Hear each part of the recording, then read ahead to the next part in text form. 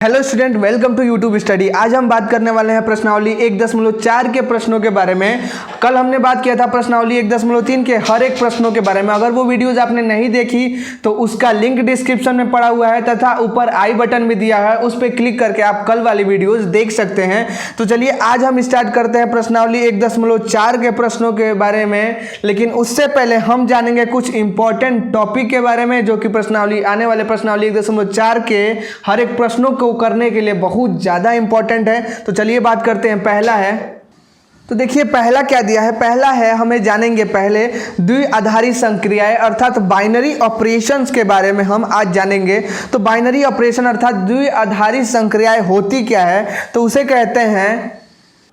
तो पहले जानेंगे हम द्विआधारी संक्रियाएं क्या है। तो द्विआधारी संक्रियाएं जिस समुच्चय से इनपुट आ रहा हो, अगर उसी समुच्चय से आउटपुट आए तो वह समुच्चय हमारी द्विआधारी संक्रियाएं होंगी तथा द्विआधारी संक्रियाएं को हम स्टार से निरूपित कर सकते हैं। अब देखो द्विआधारी संक्रियाएं, जैसे कि मान लो कोई फलन दिया हो, कोई एक रस ए कोई समुच्चय दिया हो तथा इसका इनपुट एक रस ए है तथा आउटपुट भी अगर ए होता है तो वह क्या होगी, द्विआधारी संक्रियाएं होंगी। अब बात करेंगे, देखो जैसे अगर ऐसे दिया हो, जैसे कि अगर आप कह सकते हो कि एफ ए जो है वो बी के साथ डिफाइन है, अर्थात जिसका इनपुट भी ए हो और आउटपुट भी ए हो तो वो होंगी द्विआधारी संक्रियाएं।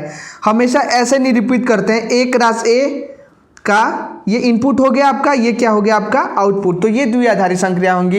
एग्जाम्पल के तौर पे अगर सबसे ज़्यादा इंपॉर्टेंट क्या है इस टॉपिक में, इंपॉर्टेंट क्या है वो बात करेंगे। बोर्ड एग्जाम में पूछे जाने वाले क्वेश्चन क्या होते हैं द्विआधारी संक्रियाएं में से, तो वो होती हैं कि पूछेगी कि द्विआधारी किसी समुच्चय का द्विआधारी संक्रियाएं कितना संभव होगा। अर्थात मान लो अगर पूछ दिया एग्जाम में कि द्विआधारी संक्रिया कितना संभव होगा किसी समुच्चय में, ये पूछता है ज़्यादातर क्वेश्चन, ये पूछता है द्विआधारी संक्रिया कितना संभव होगा। तो जैसे कि मैं एग्जाम्पल पे बताऊं, एग्जाम्पल ले लो, यहाँ पे लिख लो किसी समुच्चय में द्विआधारी संक्रियाएं कितना संभव होगा। तो एग्जाम्पल ले लो, जैसे कि मान लो कोई यहाँ पे वेन डायग्राम बना लो, 1 2 3 दिया है तथा एक दिया है आपका, ये मान लो 4 और 5 दिया है, ठीक है। और आपका फलन जो है समुच्चय जो मान लो कि ए और बी के साथ डिफाइन है, एफ ए बी के साथ डिफाइन है। अगर इसका पूछे कितने द्विआधारी संक्रियाएं संभव होंगे तो आप इसका नंबर ऑफ संख्या द्विआधारी संक्रियाएं का संख्या कैसे निकालोगे। जैसे कि मान लो ये ए दिया है, ये बी दिया है, तो यहाँ पे लिखोगे एन ए इजकल टू, इसमें कितने अवयव है, तो ये है 3 अवयव है तो 3 लिख लोगे। तथा एन बी में कितने हैं, तो 2 है तो यहाँ पे 2 लिख लोगे, यहाँ पे 2 है तो 2 लिख लोगे। अब जब नंबर ऑफ, अब द्विआधारी संक्रियाएं, यहाँ पे द्विआधारी संख्या मान लो कितने संभव होंगे, संख्या अगर पूछेगा तो आप यहाँ पे क्या करोगे, आप देखो यहाँ पे क्या करोगे, b के पावर a कर दोगे, b के पावर a अर्थात 2 के पावर q, तो कितना हो जाएगा 8। तो इस समुच्चय में द्विआधारी संक्रियाओं की संख्या कितनी बनेंगी, कितने संभव होंगी, तो 8 द्विआधारी संक्रियाओं की संख्या जो है कितने होंगी, 8 संभव होंगी। जैसे कि a 3 है, b 2 है, तो आप 2 के पावर b के पावर a करोगे, 2 के पावर q 8, ठीक है। तो इतना बात हमें समझ में आ गया। अब हम इसमें जानेंगे कुछ और नया टॉपिक, वो अब सेकंड बात करेंगे, वो है क्रम विनिमय।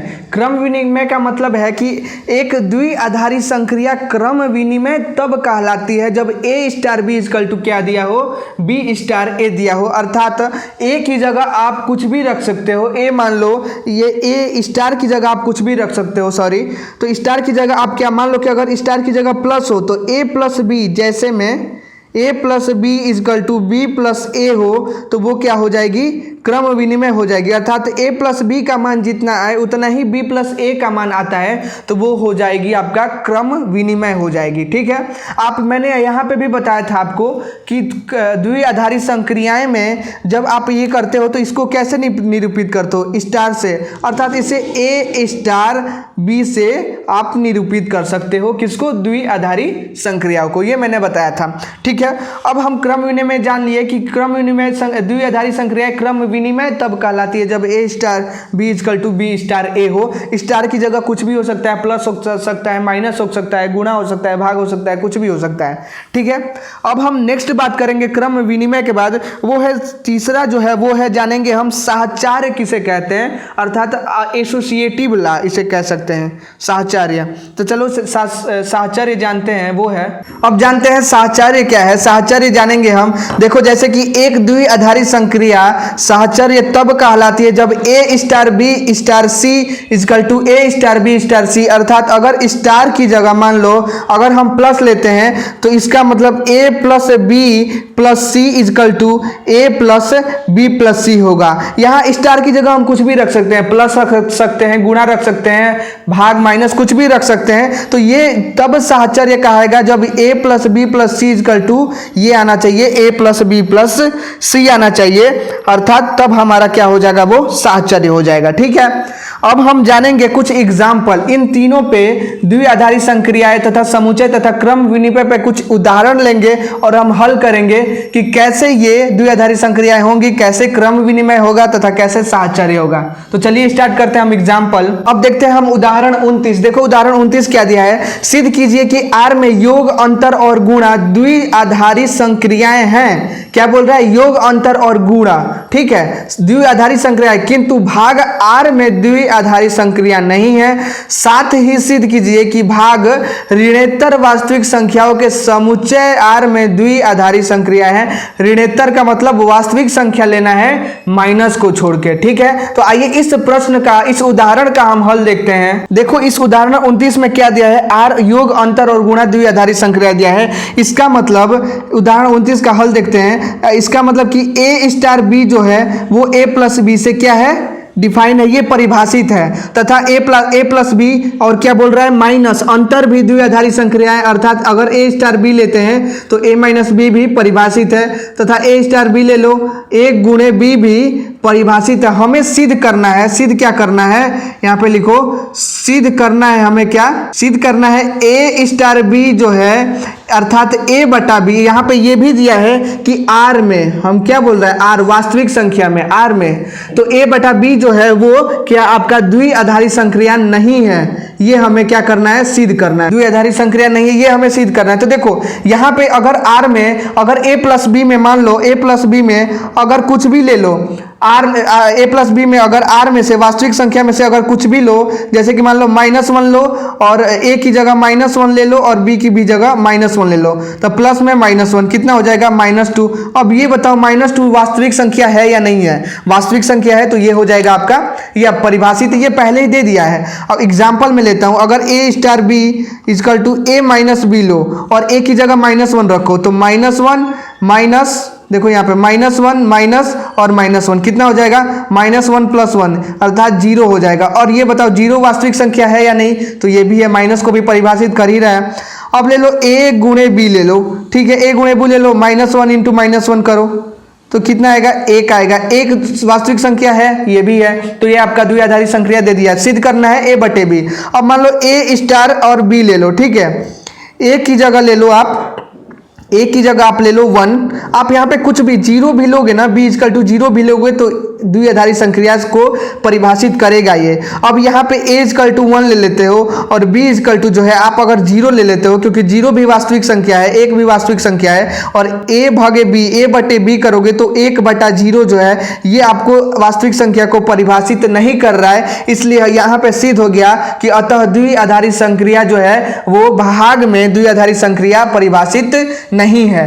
और तथा अब क्या बोल रहा है, अब उसके में ही दिया है, सिद्ध करने को ये बोल रहा है कि सिद्ध कीजिए कि भाग ऋणेतर वास्तविक संख्याओं के समुच्चय आर में द्विआधारी संक्रियाएं हैं। अब ऋणेतर का मतलब क्या, ऋणेतर बोल रहा है, ऋणेतर मतलब कि वास्तविक संख्या लेना है लेकिन क्या, प्लस वाली सिर्फ प्लस, मतलब कि 1 2 3 4 5 लेना है, -1 -3 नहीं लेना है। तो अब एक बात बताओ, a स्टार b करो, a बटे b करोगे, a इक्वल टू 2 रखो, b इक्वल टू 5 रखो, तो आपका क्या आ जाएगा 2/5। और 2/5 वास्तविक संख्या है या नहीं है, तो वास्तविक संख्या है। तो आपका यहाँ पे ये भी सिद्ध हो गया कि अगर हम किसी भी वास्तविक संख्या का ऋणोत्तर मान लेते हैं, ऋणोत्तर वास्तविक संख्या लेते हैं, तो वो समुच्चय हमारा क्या हो जाता है, भाग में द्विआधारी संक्रिया हो जाएगा। तो ये हमने सिद्ध कर दिया।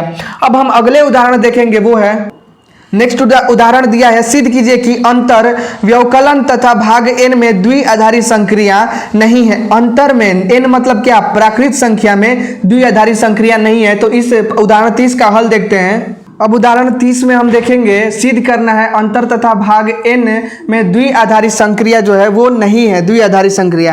अब इसका मतलब क्या कि अगर हम a स्टार b लेते हैं, a स्टार b, अगर a माइनस b लेते हैं तो वो लेने पर जो है हमारा n जो है n में को परिभाषित नहीं करेगा।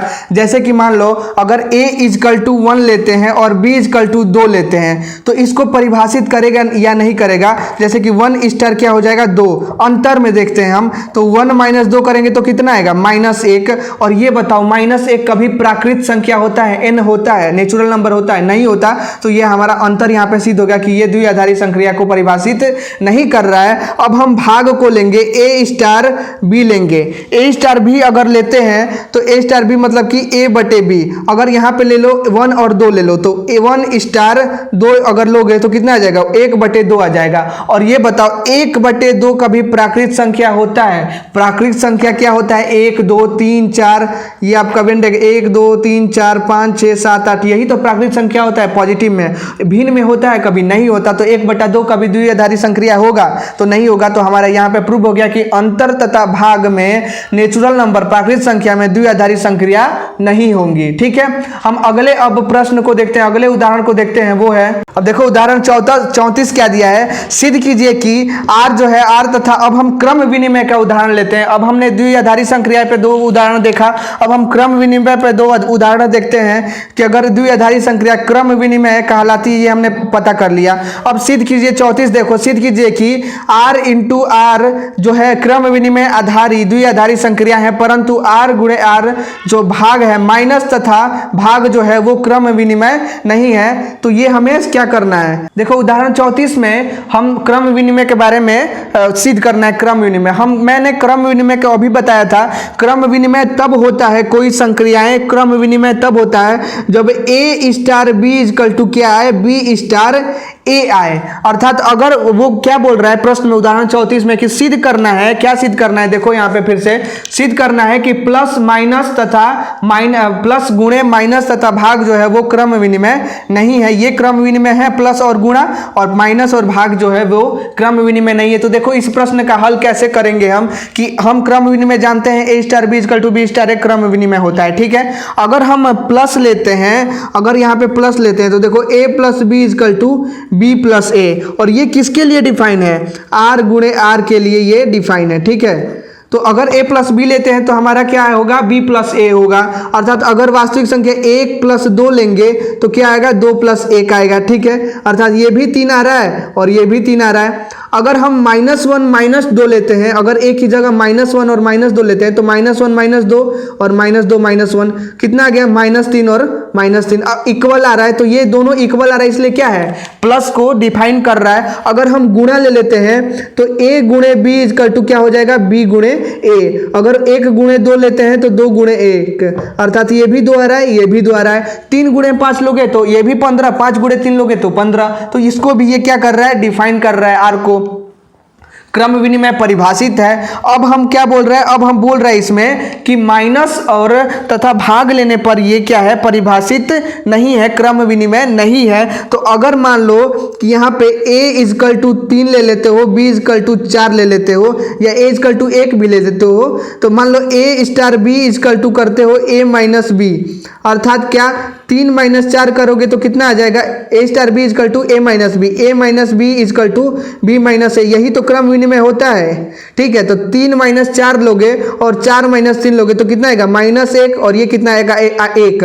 तो ये बताओ ये दोनों इक्वल है? नहीं इक्वल है, तो माइनस को परिभाषित कर रहा है? नहीं कर रहा। ठीक है, अगर मान लो 1 और 2 ले लेते हो तो 1 - 2 और 2 - 1 -1 और ये कितना आ गया 1। तो -1 और 1 इक्वल है? नहीं है, तो ये परिभाषित नहीं कर रहा है, यही सिद्ध कर रहा है हमको। अब भाग ले लेते हैं। अगर भाग ले लेते हो आप तो देखो यहाँ पे a star b equal to क्या है? a भागे b। तो हमें क्या दिखाना है क्रम विनिमय के लिए? a भागे b इक्वल टू b भागे a star b equal to क्या हमको दिखाना है? b स्टार, यही तो दिखाना होता है। तो a भागे b इक्वल टू b भागे है। अगर 1 की जगह a लेते हो, b की जगह 2, तो कितना हो जाएगा 1 भागे 2 और 2 भागे 1। इसको करोगे तो 1/2 और ये कितना आता है 2/1। a बताओ 1/2 और 2 इक्वल है? तो इक्वल नहीं है, तो ये क्या क्रम विनिमय होगा? नहीं होगा। ये दोनों इक्वल नहीं है तो ये क्रम विनिमय का क्या होगा?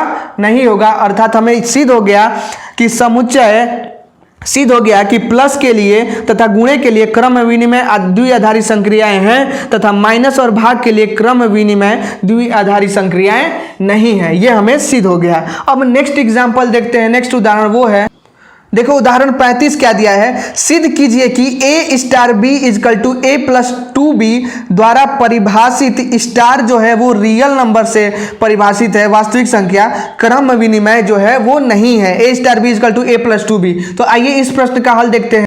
अब देखो उदाहरण 35 में क्या बोला है? a star b equal to a plus 2b क्रम विनिमय नहीं है r के लिए, वास्तविक संख्या के लिए। तो देखो इस प्रश्न का हल कैसे करेंगे? अगर a स्टार b लेते हो अर्थात क्रम विनिमय दिखाने के लिए क्या करना पड़ता है?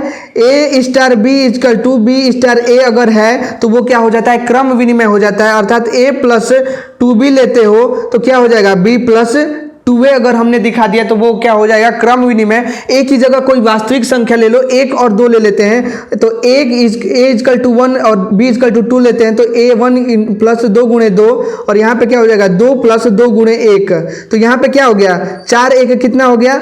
4 1 5 हो गया। ये कितना हो गया? 2 प्लस 2 कितना हो गया? 4 हो गया। तो 5 और 4 इक्वल है? नहीं इक्वल है, तो ये क्या हो जाएगा? क्रम विनिमय नहीं होगा। ठीक है, ये हमारा सिद्ध हो गया। अब देखो उदाहरण 36 हम देखेंगे जो कि साहचर्य पे आधारित है। सिद्ध कीजिए कि R में योग तथा गुणा साहचर्य द्विआधारी संक्रियाएं हैं परंतु व्यवकलन तथा भाग R में साहचर्य नहीं है। तो हम साहचर्य पे देखते हैं। उदाहरण वो है, अब देखो इसमें सिद्ध क्या करना है? योग तथा गुणा द्विआधारी संक्रिया साहचर्य द्विआधारी संक्रिया है तथा माइनस तथा भाग नहीं है। तो इसको कैसे सिद्ध करेंगे? साहचर्य के लिए आपको पता है कि a star b star a star b star c equal to क्या दिखाना होता है? a star b star c। अर्थात ये क्या हो जाएगा आपका?